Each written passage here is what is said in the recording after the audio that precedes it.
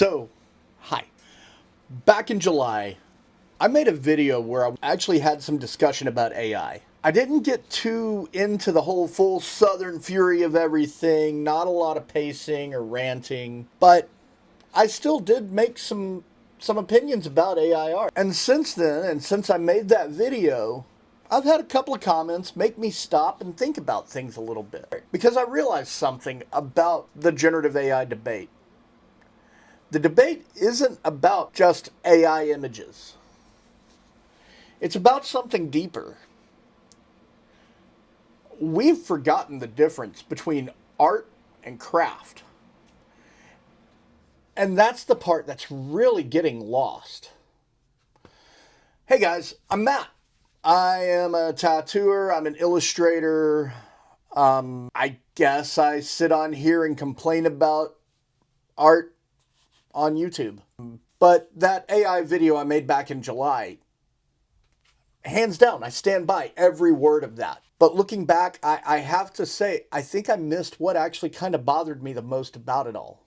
It's not just that AI pulls from stolen art or that the ecological damage, which is very much there. It's that it strips the craft away from art. And that craft is the human process of making the art. Because without craft, you can't have art. You just have decor, right? So let's start with one of those comments that got me thinking about this. And I'm going to paraphrase here, and I'm not going to show the comment on screen. No hate. I don't want to bring this out. But essentially they're saying, I don't know about being an artist, but they find that spending hours crafting and refining AI images is immensely rewarding and productive. They liken it to meditation, and they bring out this whole, you can say that the images I produce are stolen, but they never existed before and took time and imagination. Now, that's honest. That's somebody chasing the peace that comes from creating. No shade. That's absolutely honest. But here's the thing. They're not crafting. They're prompting. They're curating. They're not constructing.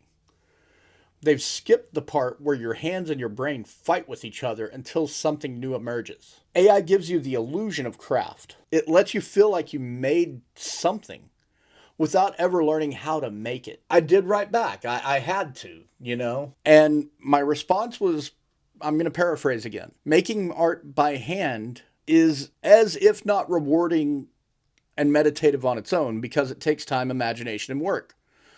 Making bad art is perfectly fine. If you make bad art, eventually your skill increases. If you make bad art, you learn from your mistakes.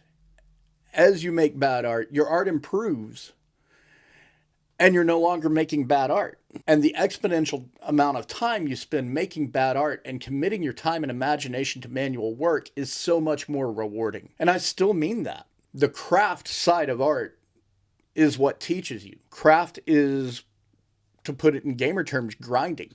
It's committing that to muscle memory. It's the part of art that actually, honestly, really hurts, but it builds that foundation for everything else. Craft and the craft side of art is the physical and mental discipline of making something well. It's knowing your medium, understanding how it behaves, and learning its language through repetition. Art and real art, that's what happens after the craft side of things. Art is when your ideas and your craft finally kind of meet up and do a little dance, right? You can't really separate the two. And without the craft, art is honestly just kind of an accident. It's pretty, but it's an accident. And without art, craft is honestly just kind of a skill show. It's showing off. What's cool about it is when those two overlap, right? At least I think so, And again, these are all my opinions, so don't scream at me in the comments, please. I get sad when you guys yell at me and be mean to me. Now, the second conversation I had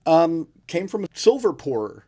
And yeah, I really actually kind of liked what he had to say. Again, the AI side of things are kind of meh. They wrote that this is an interesting topic. Thanks so much for posting. And then continued with, I heavily use AI and computer processes as starting points to make my silver art. I'd be interested to hear where I come on the scale. Can I call myself an artist? And I came back to that. I replied and I said, thank you so much for the response. And I just said, I'm not the arbiter on who is an artist and who isn't. I'm just a dude in my little studio screaming into the void. And they followed up with, I was just interested in your take. I find the whole subject very interesting, how people look at and how AI is used creatively. And again, I'm paraphrasing. I've seen visual artists use it for compositions and reference images and the such, and they recreate those in other mediums, sometimes bringing it back into digital. It's such a great time to be creating things, and they went on to praise my channel, which I thought was really nice. And thank you for the praise. I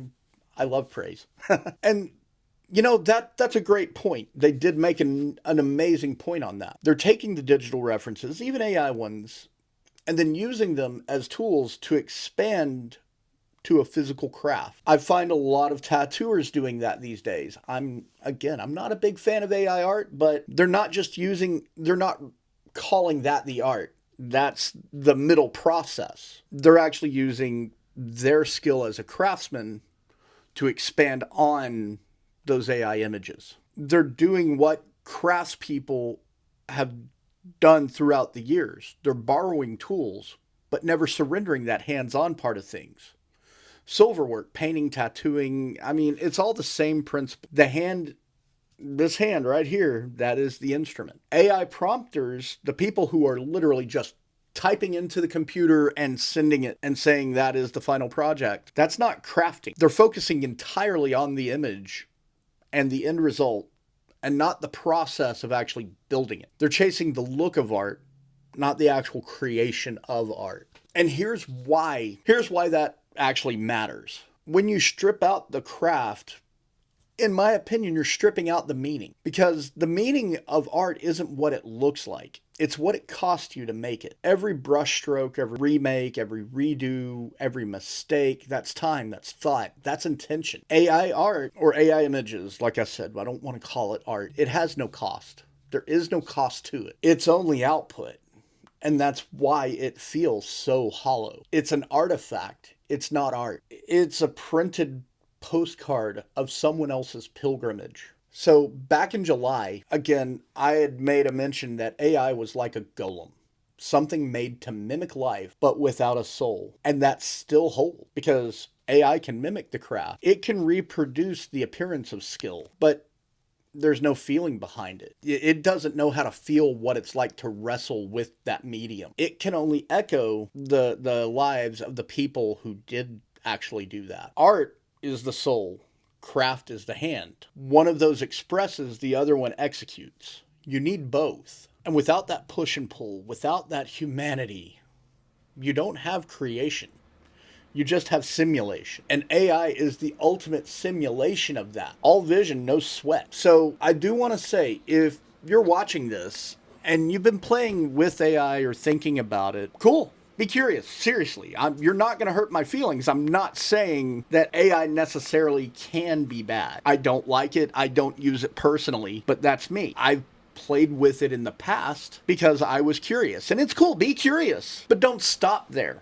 Never stop there. Pick up a pencil, pick up some clay, go out and melt some silver down, something that fights you a little. Make something that gives you opposition, because that's where craft actually begins, guys.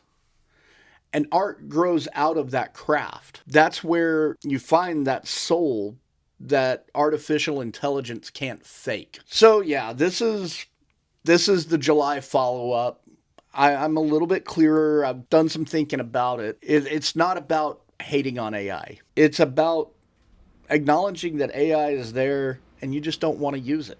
It's about protecting that craft that makes art mean something. And I guess that's it for today. So thanks for hanging out with me again. If you want some behind the scenes stuff, guys, I got told I needed to make a Patreon, so I guess I got one now. I'm going to have some sneak peeks, polls, all of that stuff. And you're going to have all the Discord access and all of that.